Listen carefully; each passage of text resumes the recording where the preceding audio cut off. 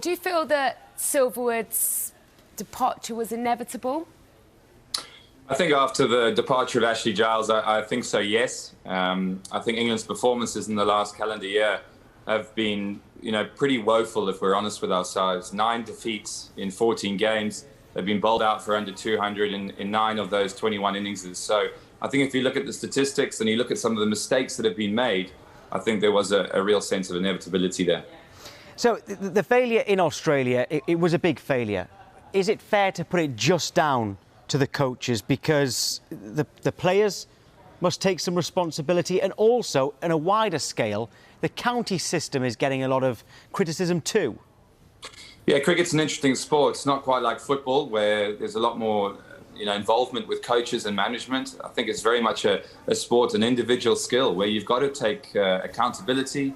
You've got to be in control of your own game and your own performances. Coach can only do so much. However, I do think the appointments of Giles and Silverwood, you could question whether they should have been there in the first place. I think they should have gone for more experienced campaigners, someone a bit more hard-nosed. And I think now's the time to have that reset of Test cricket that everyone's talking about will do them good. But I think the county structure is a separate issue. I think it's about feeding the better players into the system, and we're not getting that. We're not getting competition for places. We're not seeing players coming through and pushing the guys above. And fundamentally, that's what a healthy system does. The competition for places aren't there. The skills not being there. The concentration isn't there to be a really successful, skilled Test cricket team. You talked about reset, Nick. Silverwood had responsibility for both the coaching and the selection. Should England revert back to having those by separate people, do you feel? Yeah, I think so. Absolutely. I think what they do need is a hard-nosed coach, a hard-nosed director of cricket, someone that can come in now. It's not about making friends at the top, or it's been a slightly soft environment, one could say. I think what we need now is people that can come in who have a real feel for the game, have a really strong credibility, and can really bring back some order within the side. And I think that'll benefit from having some separate selectors, having the likes of, Ed Smith was in charge before, whether it's him, whether it's someone else. But I think it's important that you have people that can see the game from a distance, that have a bit more time to spend in the county system, watching players. Because I think when you're a coach, and if you look at what Silverwood had on his shoulders, let's be frank, he had 3 forms of the game, and he was responsible for selection. And I don't think many could have coped with that, but not someone with his lack of coaching experience. Nick, I know who you want long term, all right, because we've talked about it before, and we are going to get into detail in that in a moment. But it looks like Andrew Strauss is going to pick someone short term for now. Does that make sense to you, or should they just go out and get that man you want? I think you've got to find the right person, and if you can't find that right now, then I think an interim coach is the right option. Alex Stewart's a man who's been put into the hat for that. If Surrey would allow that, I think he fits that bill. He's a strong cricket man. He's a wise cricket person. He's been successful, particularly when you think about the tour coming to the West Indies. He's played in the West Indies, been very successful in the West Indies, and he's somebody that has huge credibility and experience. So I think he's the type of man that could potentially do that interim job. But I think long term, it's interesting, start to bandy around names. Someone like Andy Flower, for example, had incredible success with England. Okay, things didn't perhaps finish the way he would have liked, but he's gone away. He's been successful in franchise cricket. He's a bit wiser and older now.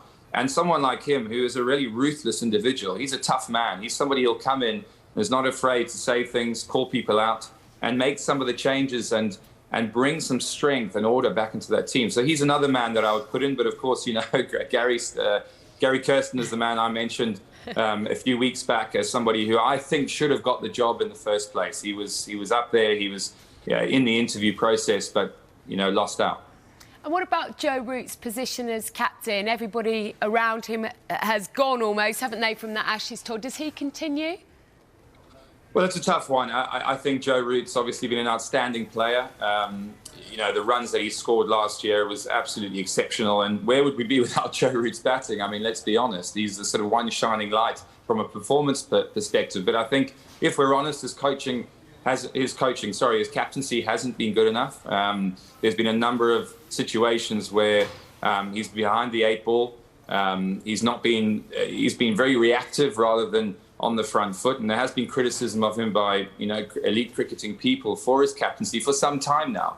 I also think that he's been selecting the teams along with Chris Silverwood. So if Chris Silverwood, gets the boot, then in some ways you'd have more respect for Joe if he resigned from the role, because the two of them have done it together for the last couple of years, and it hasn't worked. And I think it's a combined role, and I think Joe might feel a little funny if he stays in the role and, of course, as coach and director of cricket goes. So I do think it's time for a change. I think someone like Stuart Broad, in my opinion, in the short term, look, he's at the latter stages of his career, but he's still performing. He's still a performer. He's a winner.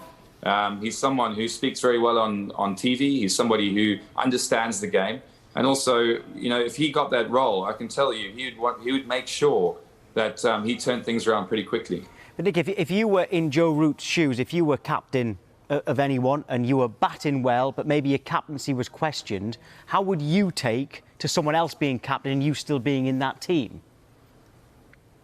It is a tough one. It's being demoted, and no one wants to be in a senior position and then have to step down. And but they're professionals. Joe's a real professional, a great ambassador for English cricket, and a very good man.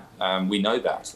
But captaincy, again, and English cricket is about those little nuances on the field that we haven't got right. The selection, yes, has fallen on his head. I think if they go back to a better, sort of more complete selection committee, then of course, he might get a bit more support that he needs. So I think a conversation with Andrew Strauss will obviously take place, and it'll obviously be up to Andrew to put together a new leadership group, whether that's a selector committee, whether that's a new captain, and whether Joe has more support. But it will be difficult for Joe, but I have no doubt, absolutely no doubt, that he's playing some fantastic batting in cricket, and that's what England really needs. We need our best players performing day in, day out. We don't need Joe necessarily worrying about England's captaincy.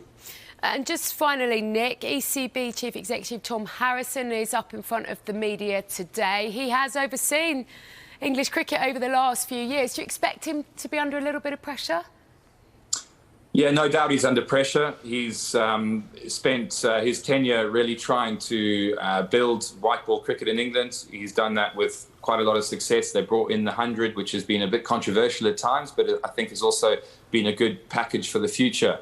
But red ball cricket has waned. I think he's definitely under pressure. There's no doubt. He's the one who brought Ashley Giles in. He made those decisions. So if you're being honest, his position will be looked at. Whether he wants to stay in the role, whether he's looking to exit and go elsewhere, time will tell, and I'm sure we'll know more today.